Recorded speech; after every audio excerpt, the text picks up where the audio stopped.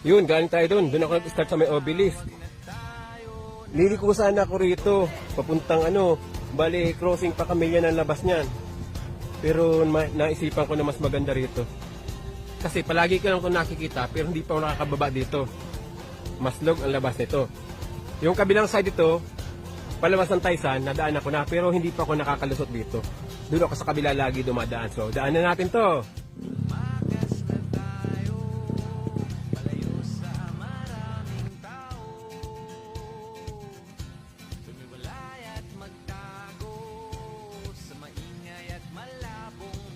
Ayun, isa pala ito sa pinanggagalingan ng tubig kapag maulan at bumabaha sa parteng yon ng ng Legazpi Boulevard, yung dulo. At ito ay palabas tayo ng Puro, ay nandito pa sa Lamba.